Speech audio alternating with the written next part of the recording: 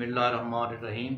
अस्सलाम वालेकुम नाज़रीन, आप देख रहे हैं हमारा यूट्यूब चैनल कदीम तिब्ब यूनानी और मैं हूं आपका मेज़बान हकीम हबीबुल्ला। मोहतरम नाज़रीन, वीडियो शुरू करने से पहले हमारे चैनल को सब्सक्राइब कीजिएगा ताकि हर वीडियो आपको अपने अपने टाइम पर मिल सके।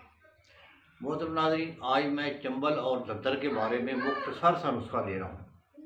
है तो मुख्तसर लेकिन बड़ी कमाल की चीज़ है। नुस्खा सुन लें। नुस्खा ये है कि भैंस का सींग ले लें। भैंस का एक सींग लेकर उसके छोटे छोटे टुकड़े कर लें। टुकड़े करेंगे आप टेसे से। टेसा कहते हैं वो जो जंजुआ बिरादरी, तरखान बिरादरी के पास वो लकड़ी के लिए होता है, ऐसे मारते हैं वो होना चाहिए टेसा। तो उसके साथ छोटे छोटे टुकड़े कर लें। टुकड़े करके पताल यंत्र तेल निकाल लें। तो पताल यंत्र कैसे करेंगे? पताल यंत्र एक हांडी लेंगे, छोटी सी हांडी लेकर उसके पेंदे में सुराख करेंगे। उसके साथ भी एक दो सुराख करेंगे वो। तो उसके ऊपर लोहे की जाली रखेंगे, ऊपर ये रखेंगे सींग। तो इसको गिलकबत कर लें। वो जो सुराख है उन पे मिट्टी ना लगे।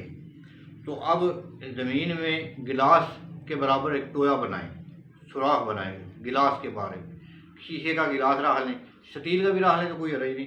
वो गिलास फिट आ जाए उस मिट्टी में और उसके गिलास के ऊपर इस हांडी को रख दें। हांडी के ऊपर फिर आप उपले जो हैं वो जोड़ दें, तकरीबन 10 किलो जोड़ दें। तो उसको आग लगाएं। तो अंदर से जब वो सींग गर्म होंगे तो उनका जो तेल है वो नीचे गिलास में आ जाएगा। इसको कहते हैं पताल यंत्र। पताल यंत्र तेल निकाल लें। तो ये थोड़ा थोड़ा चंबल और दद्दर पे लगाया करें सुबह शाम। तो इंशाल्लाह ये चंबल और दद्दर नहीं रहेगा। पताल यंत्र का नुस्खा अभी आगे आएगा सुजाक और अक्षर के सिलसिले में, तो वहाँ भी बतला दूंगा आपको। तो भाई ये मुश्किल काम नहीं है ये पताल यंत्र करना।